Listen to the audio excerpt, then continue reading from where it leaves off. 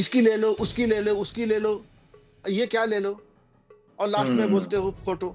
लेकिन ऐसा लिरिक्स तो है नहीं। आपने अरिजीत सिंह के लिए भी गाने लिखे, जी। आपने आपने जावेद अली साहब के लिए भी गाने लिखे, लेकिन आपके मुताबिक ज्यादा आपका मन पसंदीदा कौन अभी मैं किसी एक को बोलूं तो दूसरे के है? साथ नाइंसाफी होगी। इसके पीछे का बड़ा रीजन क्या है? क्यों जब ए आर रहमान से जिस लिरिसिस्ट को अप्रिशिएट किया जा रहा है, बॉलीवुड में उसे उतनी तवज्जो क्यों नहीं दी जा रही? एक दो जगह, कई जगह पे गया भी, तो मुझे सही रिस्पॉन्स नहीं मिला। मैं नाम नहीं बताऊंगा। तो सही रिस्पॉन्स मिला नहीं। मैंने एक स्क्रिप्ट लिखी है एक्चुअली, उसमें क्या है कि जो मेन कैरेक्टर है वो रोमन एम्पायर है। तो हम्म। ऋतिक साहब उसमें बहुत अच्छे बैठते हैं, लेकिन मैंने अप्रोच किया ऋतिक साहब को किसी के जरिए, तो उन्होंने कहा हम्म। कि शायद। जो क्रेज था पुष्पा वन के गाने, श्रीवल्ली का, हर तरफ जिस तरह से वो गाना बढ़ रहा था, लेकिन इस दफा उतना जो क्रेज है वो नहीं दिख पाई। वजह ये है कि Pushpa two, Pushpa two, Pushpa two, हर तरफ अगर फिलहाल किसी का गर्दा छाया है तो भाई पुष्पा टू का। और पुष्पा टू के सॉन्ग से लेकर भाई वहां की एक्टिंग तक सबकी तारीफ हो रही है। और ये दौर यहाँ से शुरू नहीं हुआ था, ये दौर शुरू हुआ था पुष्पा से। और अगर पुष्पा से भी ना कहें, शिवल्ली से भी ना कहें, तो ये दौर उससे भी बहुत पहले शुरू हो चुका था, स्लम डॉग मिलियनेयर से। जी हाँ, गानों की ये दास्तां जो है सबके सामने धीरे धीरे कौन लेकर आया, कौन है वो शख्स, आज हम उन्हीं से मुखातिब हो रहे हैं। उनका नाम है रकीब आलम। बहुत बहुत स्वागत है सर आपका। सौभाग्य हमारा आज आपसे बहुत बात हो बहुत रही है। शुक्रिया, बहुत बहुत शुक्रिया, बहुत बहुत शुक्रिया, स्वागत है। कैसे हैं सर आप? जी बहुत अच्छा हूँ। आप बताएं। और अभी तो दो गुना अच्छे होंगे, पुष्पा टू की जिस तरह जी से जी जी धड़ल्ले से कमाई हो रही है। जी हाँ, जी हाँ सर। अच्छा सर, पहले तो मैं ये जानना चाहूंगा कि ये जिस तरह से जो बनावट है सॉन्ग्स की, मैं एक बार दर्शकों को बताना चाहूंगा कि सर ने जो सॉन्ग्स लिखे हैं उनमें श्रीवल्ली भी शामिल है। और इस बार भी जितने भी पुष्पा टू के सॉन्ग्स हैं उसमें सर ने इस दफा कोशिश की है कि ये सॉन्ग रकीब आलम के ना हो बल्कि खुद एक्टर्स के हो। जहां तक मुझे पता है सर, जी आपसे शायद यही डिमांड की थी फिल्म मेकर्स जी ने। जी जी तो सर पुष्पा जी। टू की कहानी क्या है सॉन्ग्स को लेकर, हमें ये बताइए। पुष्पा वन, पुष्पा टू के पहला गाना हम लोगों ने किया था, पुष्पा पुष्पा जो टाइटल सॉन्ग है। जी। तो मिका पाजी ने गाया, तो वो एक रिकॉर्ड किया। दूसरा हम लोगों ने किया, अंगारों से शिला जी ने गाई। तो यहाँ तक तो ठीक था। शिला जी के जो गाने हैं, तो उसके जो लिरिक्स है उसमें मुझे थोड़ा बहुत फ्रीडम मुझे मिला, कम से कम मुखड़े में। और लेकिन हम्म। अंतरा तो मुझे फॉलो करना पड़ा। तो क्या है कि इस बार जो है मुझे ट्रांसलेशन को स्ट्रिक्टली फॉलो करने की, क्योंकि सारे गाने जो है वो सिचुएशनल गाने हैं। चाहे वो किसी के ले लें, चाहे वो फीलिंग ले लें, और हम्म। चाहे चाहे वो आप अंगारों सा भी ले लें। तो पूरे गाने में उस जो सिचुएशन को मतलब दर्शाया गया है। और उसमें जो गाने के जो सिचुएशन है, और तो उसमें लाइनों के लिरिक्स के लाइनों के जरिए उसको व्यक्त किया गया है। तो हमें लाइन बाय लाइन ट्रांसलेशन इस बार फॉलो करना पड़ा है। तो यही वजह है कि पुष्पा वन के मुकाबले इस बार जो पुष्पा टू के जो गाने हैं वो थोड़े अलग हैं। सर लेकिन अलग अलग भी हैं, लेकिन जो हम क्रेज देख रहे थे, लेकिन एक दफा अगर हम रिवाइंड करें, जो क्रेज था पुष्पा वन के गाने, शिवल्ली का, हर तरफ जिस तरह से वो गाना बढ़ रहा था, लेकिन इस दफा उतना जो क्रेज है वो नहीं दिख पाई। कुछ वजह लगती है आपको? क्या वजह लगती है? वजह ये है कि पिछले बार जो मैंने पुष्पा वन के जो गाने लिखे थे, उसमें हमने ट्रांसलेशन को स्ट्रिक्टली फॉलो नहीं किया था। जैसे तेरी झलक अशरफी, हम्म। तो उसके जो लिरिक्स जो वो मैंने तेलुगु से मतलब इंस्पायर होके मैंने नहीं लिखा था। मैं वो मेरा अपना थॉट था। तो उस पिछले बार जो है पिछली बार मुझे थोड़ा फ्रीडम मिला था कि मुझे आप खुद से परफॉर्म करने का। इस जी। बार जो है वो मुझे, चूंकि सारे गाने सिचुएशनल थे, तो मुझे लाइन बाय लाइन मुझे ट्रांसलेशन करना पड़ा। और जब ट्रांसलेशन करेंगे तो 100% ट्रांसलेशन कभी लिरिक्स अच्छा नहीं बन सकता है। बिल्कुल। तो फिर भी मैंने बहुत कोशिश की है कि ट्रांसलेशन भी हो और अच्छा लिरिक्स भी हो। तो इसका जो तालमेल जो बैठ सका है, जितना मैं कोशिश कर पाया हूँ, उसका वो रिजल्ट है। ओके सर, अगर हम बात करें जैसे इस बार जो गाने किसिक, जिस तरह जी से जो गाना आया है, फीलिंग्स भी ले लें, सारे सिचुएशनल सॉन्ग्स हैं। और जी पिछली बार जो थे, जैसा कि आपने भी बताया कि वो सारे सॉन्ग्स आपके खुद के लिखे हुए थे, उसमें कोई आपकी तरफ आपके ऊपर थोड़ा प्रेशर नहीं था कि आपको वही सिचुएशन के हिसाब से बनाना है।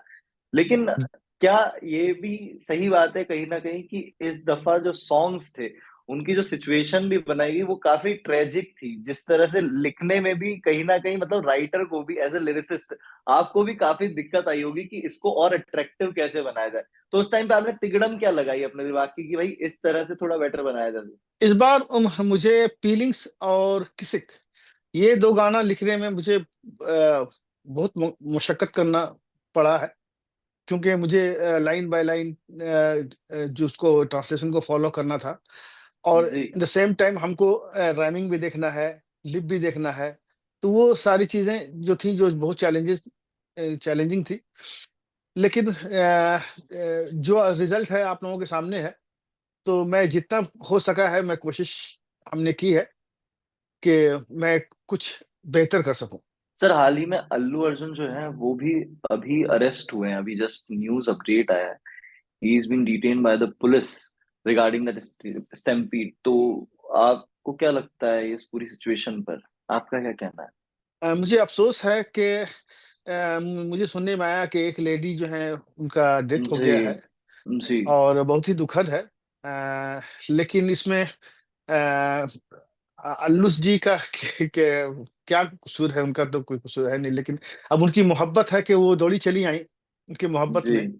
और ये एक इंसिडेंट है, जो भगवान ना करे किसी के साथ हो, लेकिन ऐसा हुआ है। मुझे बहुत अफ़सोस है कि जिनका भी परिवार के वो सदस्य हैं, भगवान उनको आत्मा को शांति दे, और उनके परिवार को ये दुख की घड़ी में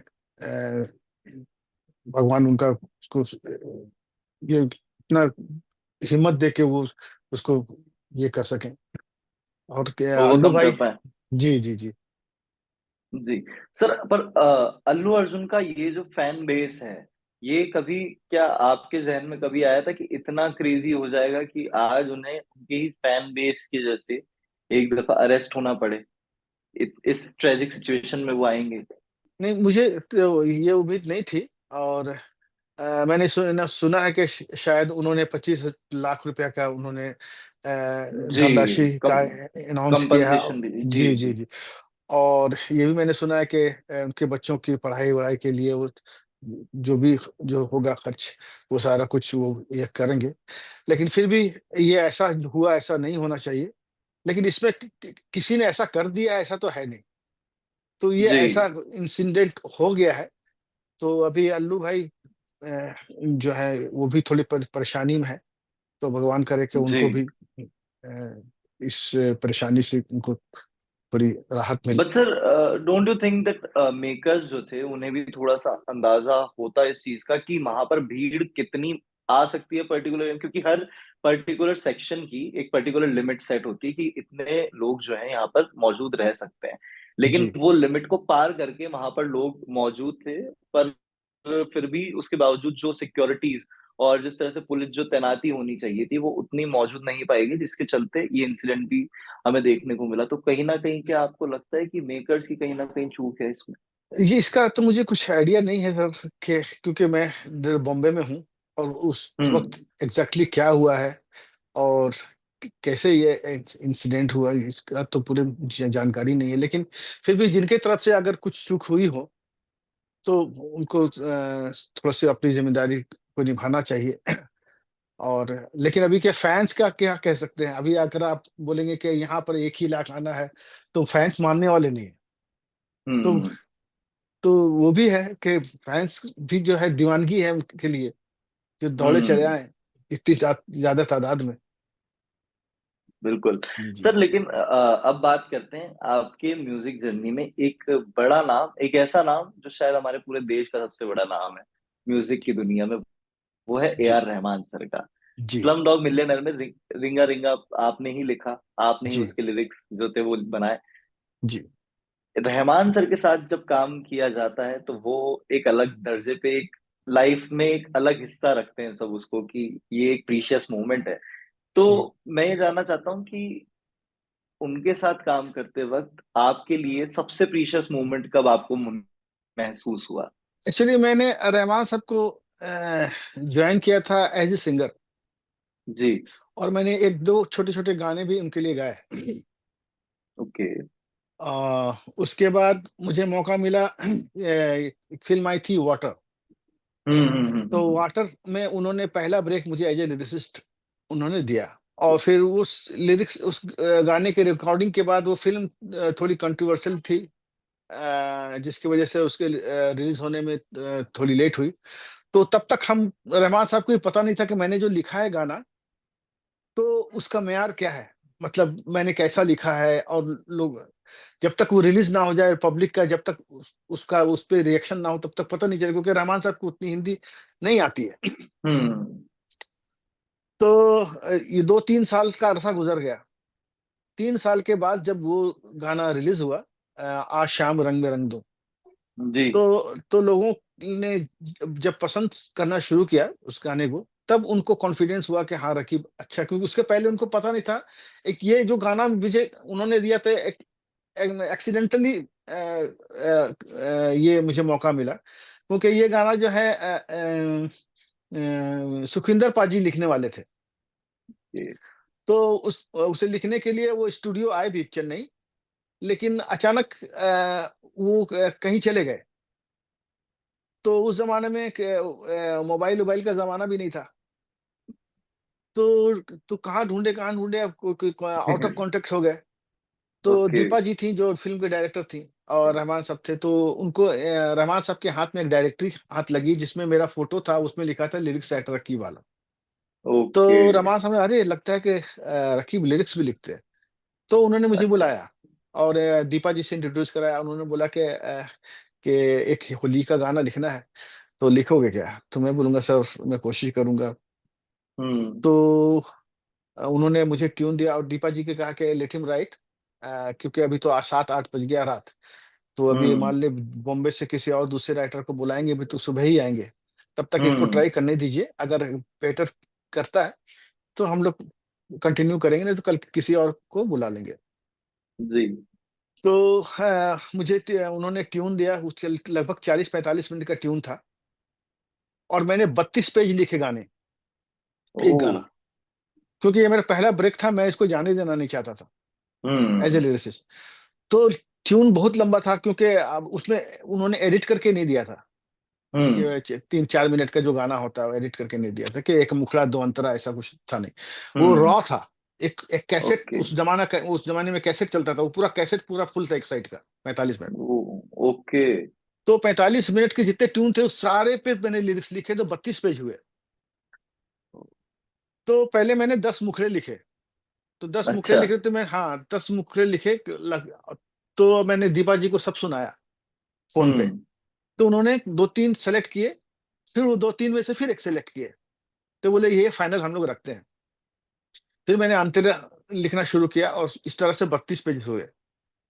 तो उन्होंने रहमान साहब को फोन करके रात में ही कह दिया कि he is in right track, so let him try. Okay. तो फिर मैं फिक्स हो गया। तो मैं दूसरे दिन रहमान साहब ने 1 बजे मिलने को कहा। फिर 1 बजे मैं गया, वो 32 के 32 पेज मैंने गा के सुनाए। वाह। और तब रहमान ने बोला कि चल तू ही गा इस गाने को। तो मैं और ऋचा शर्मा जी और जी। सूरज भट्टाचार्य, तो हम्म। हम तीनों मिलके ये गाना गाए, आज शाम रंग में रंग दूं। उसके बाद फिर मेरा वो लिरिक्स राइटिंग का, वहां से फिर मेरा सिलसिला शुरू हो गया। वाह। जी अच्छा सर, लेकिन अब जब यहाँ पर देखते हैं तो टॉलीवुड में आपके काफी सारे सॉन्ग्स, हम बात करें जैसे कई बड़ी बड़ी फिल्मों के नाम देखने को मिलते हैं। जेलर हो गई, लियो हो गई, पुष्पा हो गई। यहाँ तक कि हॉलीवुड में भी स्लम डॉग मिलियनेयर है हमारे पास। जी जी जी। लेकिन जब बात आती है बॉलीवुड की, तो रांझना पर आकर नाम क्यों रुक जाता है? क्योंकि नहीं, बॉलीवुड में मैंने एक दो फिल्में की हैं, पिया तू जैसे, पिया भी आपका सॉन्ग है, हाँ, अरिजीत सिंह जी ने बहुत अच्छी तरह से गाया। गाया तो वो डोंगरी का राजा एक फिल्म जी, ठीक। डोंगरी का राजा का। हाँ, तो उसके लिए हमने किया था। और एक और फिल्म आई थी 1921, जी एक हॉरर मूवी जो विक्रम भट्ट जी की फिल्म जी थी। जी जी तो जी उसमें जी हमने एक गाना किया था, तेरे बिना। जी, तेरे बिना। लेकिन सर हाँ, लिस्ट लिस्ट जो है वो बहुत टॉलीवुड छोटी है। की तरफ, हाँ बहुत छोटी देख रहे। इसके पीछे का बड़ा रीजन क्या है? क्यों जब ए आर रहमान से जिस लिरिसिस्ट को अप्रिशिएट किया जा रहा है, बॉलीवुड में उसे उतनी तवज्जो क्यों नहीं दी जा रही? इसमें दो चीजें हैं। एक तो ये है कि मैं साउथ में ही बहुत बिजी हूँ, तो ओके। मुझे लोगों से जा जाके मिलने का मौका नहीं मिल पा रहा है। दूसरी बात, अगर मैं किसी एक दो जगह, कई जगह पे गया भी, तो मुझे सही रिस्पॉन्स नहीं मिला। मैं नाम नहीं बताऊंगा। तो सही रिस्पॉन्स मिला नहीं। क्या कहा और एग्जैक्टली? एग्जैक्टली क्या कहा गया नहीं, आपसे? जो मेन पर्सन, उससे मुलाकात ही नहीं हुई। वो बाहर के लोग होते, वही बाहर से ही बोलते थे सर नहीं है। अच्छा। जी। ओके मैंने एक स्क्रिप्ट लिखी है, स्कोर, म्यूजिकल लव स्टोरी, जो कि ओके। बहुत बड़ी स्क्रिप्ट है। हम्म। और ये स्क्रिप्ट है रोम और इंडिया की कहानी है, जो म्यूजिकल है, फुल्ली म्यूजिकल है। इसमें पूरा हम्म। म्यूजिकल रिसर्च है, बहुत हम्म। बड़ी। और मैं उसको लेके मैं कई बार कोशिश किया कि मैंने पहले, एक्चुअली उसमें क्या है कि जो मेन कैरेक्टर है वो रोमन एम्पायर है। तो हम्म। ऋतिक साहब उसमें बहुत अच्छे बैठते हैं। ओके। लेकिन मैंने अप्रोच किया ऋतिक साहब को किसी के जरिए, तो उन्होंने कहा हम्म। कि शायद अब पता नहीं, जो सामने वाले जिसके थ्रू मैंने ये अप्रोच किया था, तो उन्होंने बताया कि नहीं, ऋतिक साहब कह रहे हैं कि मैं पीरियड फिल्म नहीं करूंगा। Okay, periodic film. क्योंकि वो हाँ, मोहनजोदारो भी वो कर चुके हैं ऑलरेडी। हाँ। और जोधा अकबर वगैरह वगैरह किया, तो जी शायद जी जी। उनको, हाँ। फिर मैंने शाहरुख साहब के लिए मैंने ट्राई की, तो हम्म। वहां तक पहुंची नहीं है। बाहर के ही लोग मुझे बोलते कि नहीं, अरे वो तो अशोका कर लिए, ये कर लिए, वो करे, वो नहीं करेंगे। तो वो ओके। बाहर वाले ही डिसाइड कर देते हैं कि कर लेते हैं कि, जबकि बहुत अच्छी फिल्म है। मैं ये नहीं कह सकता ये पुष्पा जैसा है, लेकिन हम्म। उसी लेवल की कहानी है। ओके ओके जी, ओके। सर बात आती है अब सिंगर्स की, जहां पर मैं बात करूं, आपने अरिजीत सिंह के लिए भी गाने लिखे हैं। जी, आपने आपने जावेद अली साहब के लिए भी गाने लिखे हैं। जी, दोनों, और श्रीवल्ली हो या फिर रांझना हो, दोनों ही गानों ने एक ट्रेंड सेट किया था सभी के सामने। जी, जी, जी, लेकिन जी। लेकिन आपके मुताबिक ज्यादा आपका मन पसंदीदा कौन अभी मैं किसी एक को है? बोलूं तो दूसरे के साथ नाइंसाफी होगी। लेकिन फिर भी नहीं, आपके मन पसंदीदा दो लोग में से जिन्होंने ज्यादा बेहतर आपके लिए दोनों रिस्पॉन्स बहुत अच्छे हैं एकत्रित अपने किया। अपने जगह पे। जी और श्रीवल्ली, इन्होंने गाया, तो अब तो जान ही रहे हैं कि उसका क्या क्या ये रहा है। जी। और मेरे दोनों मन पसंदीदा सिंगर हैं, जिसमें अरिजीत साहब को मैं ज्यादा पसंद करता हूँ। हम्म। और जावेद भाई भी मेरे अपने भाई जैसे हैं। तो जी उस दोनों में कोई मैं फर्क नहीं समझता। लेकिन हाँ है कि मुझे थोड़ी, अब अपनी पसंद होती है ना, तो जी मुझे जी जी थोड़ी बहुत है कि अरिजीत सिंह जो है वो मुझे थोड़ा से बेहतर लगते हैं। जी। जी, लेकिन सर मुझे मुझे जहां तक लगता है, मैं भी थोड़ा बहुत गिटार प्ले करता हूँ, मुझे जहां तक लगता है जो जावेद सर हैं, उनको जी। कहीं ना कहीं इंडस्ट्री में अंडर रेट कर कर रखा है। क्या क्या आप इत्तेफाक रखते हैं इस बात से? ना, बिल्कुल। क्योंकि उन्होंने जैसा जैसा जैसा उनका परफॉर्मेंस है, अभी जो उन्होंने फीलिंग जो गाना गाया है, जी उसमें एक अलग जावेद अली है। जी, बिल्कुल अलग वाइब है क्योंकि उस पूरे गाने की भी। जी, जी, जी। तो जब वो गा रहे थे, तभी मैं बताया कि जावेद भाई, इसमें आप एक अलग जावेद अली हो, क्योंकि आपकी इसमें अलग परफॉर्मेंस है। जी और वो बेचारे इतना डेडिकेटेड हैं वो, इस कि आप सोचिए कि उनकी शूटिंग चल रही थी कलकत्ता में, हम्म। और रात 10 बजे उन्होंने शूटिंग पैकअप की, और सीधे हम्म। एयरपोर्ट आए, 11 बजे की फ्लाइट पकड़ी उन्होंने, और डेढ़ ओके। बजे इधर आए चेन्नई, और 2 ढाई बजे से गाना शुरू किया, सुबह 7 बजे तक बेचारे वो गाए। वो वो फिल्म सॉन्ग रात के 2:30 बजे से लेके सुबह के 7 बजे सुबह तक। 7 बजे तक का है। और फिर ओ। 9 o'clock उसकी वापस की फ्लाइट थी कलकत्ते की, और फिर उसको शूटिंग ज्वाइन करना था। ओ। तो फिर सुबह स्टूडियो से स्टेट में वो एयरपोर्ट गए, और वहां से फिर कलकत्ता गए, कलकत्ता से फिर वापस वो शूटिंग टू। उन्होंने ज्वाइन की। ही सच ए डेडिकेटेड मैन, मतलब जी जिस तरह से उनका काम है, बहुत खूब। अच्छा जी जी सर, एक और सवाल जो मेरे दिमाग में खनकता है कहीं ना कहीं, जिस तरह से डायरेक्टर ने इस दफा आपको बनाने के लिए कहा सॉन्ग, ठीक जी। है, पुष्पा 2 के लिए सुकुमार सर ने, तो क्या कहीं ना कहीं दोनों के बीच किसी बात को लेकर मतभेद हुआ कि नहीं, या डिसएग्रीमेंट हुआ? और कहीं ना कहीं क्या अब आपको ऐसा लगता है उस डिसएग्रीमेंट में कहीं ना कहीं आप सही थे?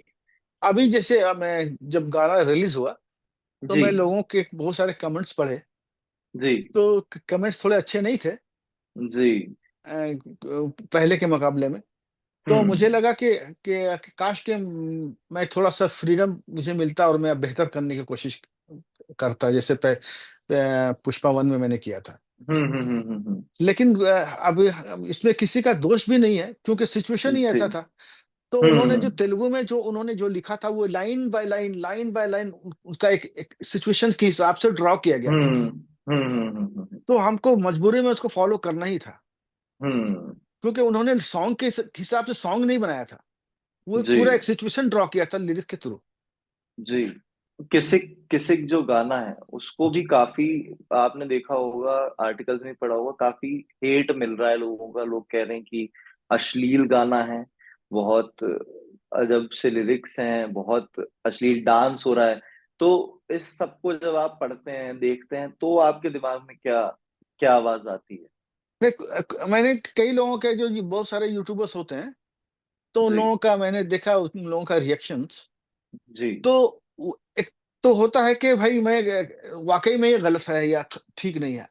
हम्म। और कुछ ऐसा लगता है कि जानबूझ के वो लोग ऐसा प्रोपेगेंडा इस तरह से कर रहे हैं, क्योंकि इसकी ले लो, उसकी ले लो, उसकी ले लो, ये क्या ले लो, और लास्ट में हम्म। बोलते हो फोटो। लेकिन ऐसा लिरिक्स तो है नहीं। ताऊ हम्म। की फोटो ले लो, साफ साफ कहा गया है हम्म। उसमें। ताऊ की ले लो, भाऊ की ले लो तो नहीं है, ताऊ जी। की फोटो बीच में ही फोटो है। वो हम्म। फोटो को हटा हम्म। के और ताऊ की ले लो, दादू को ले लो, इसकी ले लो, उसकी ले लो, ऐसा करके एक ट्रेंड चला रहे थे। जी। लेकिन ऐसा सिचुएशन ऐसा था कि मुझे ऐसा लिखा, आपने फिल्म देखी होगी तो आपको जी। जी समझ में बिल्कुल आया कि बिल्कुल जी बिल्कुल बिल्कुल। क्योंकि जिस तरह से फिल्म भी बनाई गई है उस टाइम पे, जो इवन किसिक को अगर हम देखें तो वो किसिक भी उस टाइम पे मूवी की सिचुएशन पर बेस्ड है, जहां पर वो रश्मिका खुद कह रही है किसिक, और वो भी कह, तो वो जिस तरह से पूरा बना, वो श्रीलीला जब आती है, तो जी जी वो जो डांस कर, वो भी उस सिचुएशन के ऊपर ही बेस्ड है, जो वर्ड उस वक्त यूज किया जाता है। जी जी जी ये भी, तो आपकी भी बात बिल्कुल सही है। और जहां पर गलत तरह से पोर्ट्रे किया जा रहा है गानों को एडिट करके, क्योंकि आज के जमाने में एडिटिंग जो है वो काफी जी आसान हो गई जी है जी जी लोगों के, तो वो उस तरह से गलत यूज, आपका भी शायद यही मानना है कि गलत यूज किया जा रहा है टेक्नोलॉजी का, गाने को जी मॉफ जी किया जा रहा जी जी जी है। जी। जी। जी। Okay sir. सर और सबसे एक। ये क्या हुआ ना कि जी। जब जी। जी। इस गाने का प्रोमो आया था, तो उसमें हम्म। किस का किस्सा, किस किसी का, बस इतना ही आया था। जी। तो लोगों को लगा कि ये किसके ऊपर गाना है, जबकि हम्म। वो जो है शटर, जो है कैमरे जी। का है, जो उसकी कैमरे का आवाज, शटर हाँ, है, जी बिल्कुल तो बिल्कुल उसकी आवाज बिल्कुल। है। तो इन लोग किसी बहुत से लोगों को लगा कि ये किसके ऊपर गाना है। सही। तो जब गाना रिलीज हुआ, तो उनका उनका एक्सपेक्टेशन से थोड़ा अलग हो गया। तो हाँ। जी उम्मीद उम्मीद सबको थी कि किस में चुंबन की बात हो रही है, लेकिन हाँ असल में जो बात थी वो फोटो की आवाज की थी, जी जो रिपोर्टर क्लिक करता है उस फिल्म जी जी में। जी अच्छा सर, लेकिन जब आपको फिर भी किसी के लिए जब बताया गया कि इस तरह से एक रिपोर्टर है, वो जी किसी कहेगा और फिर जी। उस पर आपको गाना बनाना है, तो ये थॉट कहाँ से आया कि मैं किसी को ही ले लूंगा एज एज ए सॉन्ग? नहीं, ये डायरेक्टर साहब ने सजेस्ट किया था कि ओके। सिचुएशन ऐसा है, और इसमें इस वर्ड से हम गाना को डिफाइन करेंगे। ओके। तो ये डायरेक्टर और म्यूजिक डायरेक्टर और तेलुगु के लिरिक्स राइटर हैं, उन लोगों ने ये डिसाइड किया कि ऐसा करना है। और मुझे जब ट्यून दिया गया तो डीएसपी साहब ने कहा कि भैया, मुझे भैया बोलते हैं, तो भैया ये फोटो खींचने के ऊपर गाना है। तो मैं हम्म। बोला कि यार, ये फोटो खींचने के ऊपर तो ऑलरेडी गाना आ चुका है, तो हम्म। खींच मेरी फोटो, तो खींच मेरी हाँ फोटो। तो खींच मेरी फोटो। हाँ। तो उन्होंने अब बोला कि चूंकि उसके दिमाग में ये बात चली गई, तो हम्म। उन्होंने बोला कि अब आप खींच मत लिखिए। तो मतलब मेरा फोटो तो खींचा ही जाता है ना। तो हम्म। तो मैं पहले यही लिख रहा था कि ताऊ की फोटो खींचो, हाँ। दादा की फोटो खींचो, यही खींचो ही लिख हाँ रहा था। तो उन्होंने इस बोला कि नहीं चक्कर में खींच। आपने उन्होंने मैं गलती से मेरे मुंह से निकल गया। तो वो बोले कि आप खींचो, लिखो मत। तो आप खींचो की जगह पे क्या लिखेंगे, तो फोटो ले लो। तो ओके। तो ये हो गया कि अब ले लो, अब उस ले लो को गलत वे में आ इस्तेमाल गई। किया जी गया। ये बुरी कहानी है भाई। इस जी तरह जी से इस तरह से एक एक लिरिसिस्ट की भावनाओं को मॉर्फर्स जो है वो आहत कर रहे हैं। ये बिल्कुल कहा जा सकता है। अच्छा जी सर, एक रैपिड फायर आपके लिए सजाया हमने, जी जी जी वो आपसे पूछना चाहेंगे। पहला है, रांझना और श्रीवल्ली दोनों में से जी। ज्यादा मन पसंदीदा सॉन्ग आपका कौन सा है? दोनों में से श्रीवल्ली मुझे पसंद है। पुष्पा टू का आपका फेवरेट सॉन्ग कौन सा है? पुष्पा टू का अंगारों सा। अंगारो सा। Okay. A song which got less recognition of yours then it deserves. वो तो फीलिंग्स है। फीलिंग्स। फीलिंग्स और ये किसी ज्यादा किसिक। किसी किसी की समझिए। ओके। जी। ठीक है। Your favourite singer. मेरे फेवरेट सिंगर में है एक तो श्रेया जी, जी। और अरिजीत जी। अब बॉलीवुड मूवी सीक्वल जिसके लिए आप गाना लिखना चाहते हैं? वो है एनिमल। Animal, animal park. क्या बात है। जी जी जी। ओके। अब music which is your best creation till now, ऐसा बैकग्राउंड म्यूजिक जो आप आपके अभी तक की बेस्ट क्रिएशन हो, जो आपने बनाई हो। तो बेस्ट, अगर मेरे लिरिक्स के बाद अगर कहेंगे, तो मैंने एक गाना किया था रहमान साहब के साथ, तू है ज़बां मैं हूँ बयां, फिल्म अदा के लिए, अलग फिल्म चली नहीं उतनी। जी जी जी जी। तो उसमें एक गाना है, तू है ज़बां मेहरबान, एक सॉन्ग है, तू हम्म। है ज़बां मैं हूँ बयां, तेरे बिना मैं हूँ बेज़मी, तेरे हाँ, बिना मैं बेआसमां। तो ये लिरिक्स मुझे बहुत पसंद है। और वाह। और ये और इस गाने की कहानी ये है कि मैंने इसको स्पॉट में लिखा है। वो भी मेरे हम्म। रहमान साहब ने मुझे पियानो में, उन्होंने ट्यून बजाया, मैंने रिकॉर्ड किया। अब वो चले गए ओ। माइक पे। अच्छा। अब बोले कि तुम लिखते रहो, मैं गाता रहूंगा। मैं 4 लाइन लिखा, वो मैं उनको दिया, वो 4 लाइन जब तक गा रहे, जब तक मैं बाहर लिख रहा हूँ। ओ, क्या बात है। जी। तो रहमान साहब के ज्यादातर गाने मैंने वहीं बैठ के उनके सामने स्पॉट में ही लिखा है। हम्म। आधे घंटे में, 45 मिनट में।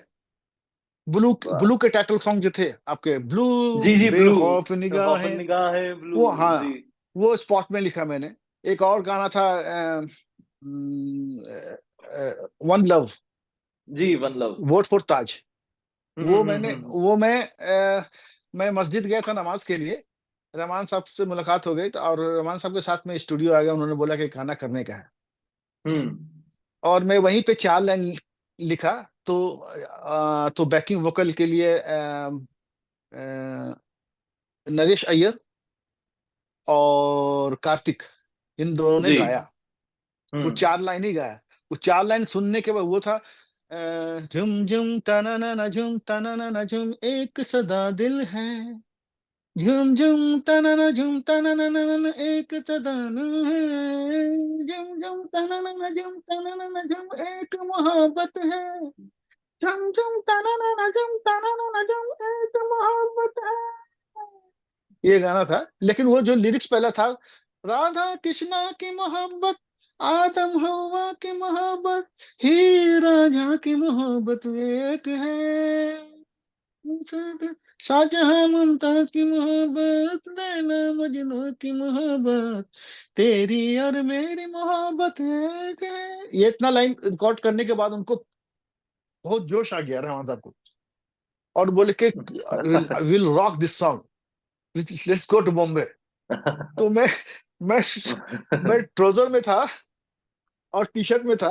मैं नमाज के लिए गया था, मैं चप्पल में था। हम्म मुझे वैसे ही लेके बॉम्बे चले गए। जोधा अकबर का काम चल रहा था बॉम्बे में, निर्वाणा स्टूडियो में। हम्म वहां हम्म लेके हम्म चले गए, मैं ये ट्राउजर और टी हम्म शर्ट में चला गया और चप्पल में बॉम्बे। फिर वहां पे कुछ लाइन लिखी। उधर रात भर उधर जोधा अकबर हाँ का काम चल रहा था। सुबह में जब रहमान साहब को टाइम मिला, फिर वहां पे कुछ हम्म। लाइनें रिकॉर्ड की गई। फिर वापस ओ सुबह वापस फिर मैं बॉम्बे आया साथ में, रहमान साहब के साथ में। फिर यहाँ ओके। स्टूडियो में बैठ के फिर बाकी के गाने लिखे, और फिर रहमान साहब ने फिर मेन वोकल वोकल रहमान साहब का हुआ। और ये जब गाने जब स्क्रीन पर आते हैं तो जो जदोजहद इन गानों को बनाने के लिए इनकी बैक स्टोरीज जो होती है वो किसी को मालूम नहीं होती। नहीं होता जी। कि इन इस गाने को बनाने के लिए कितनी जदोजहद की गई है, किस अटायर में बैठा गया था, किस तरह से लिखा गया था, कहाँ जी से जी जी जी लिरिसिस्ट पहुंचा था लिखने के लिए। तो जी जी ये जी। सारी चीजें जब जानने को मिलती है तो हर किसी के दिमाग में अचंभित हो जाते हैं सारे के सारे कि भाई इस तरह से इसका लेख लिखा गया। लिखा गया है बहुत सही। खूब। ये एक नई चीज आज हमने भी जानने की जो चेष्टा थी वो पूरी हुई आपके द्वारा। तो सर अपकमिंग में आने वाले समय में आप क्या नायाब लेकर आ रहे हैं, कुछ प्रोजेक्ट्स जिनका खुलासा अगर आप कर पाए। अभी आने वाली एक फिल्म है, गेम चेंजर एक फिल्म है जो शंकर जी की है। जी जी जी। तो उसके 2 गाने मैंने किए हैं। ओके। और एक फिल्म और आ रही है, कुबेरा। हम्म। ये धनुष जी उसमें हीरो है। जी। तो वो एक है। 2 फिल्में तो अभी कंफर्म है, जो मैं कर रहा हूँ एट प्रेजेंट। और ओके। आगे और बहुत सारे है प्रोजेक्ट जो अभी बातचीत चल रही है। ये ओके। देखते हैं।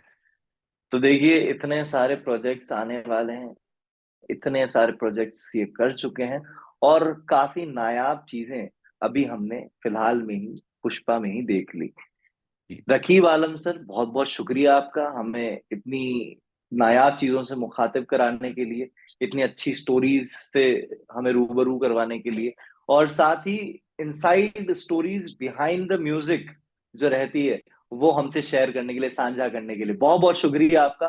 Thank you so much and kudos to your work and all the best for the future project. Thank you sir. Thank you thank you.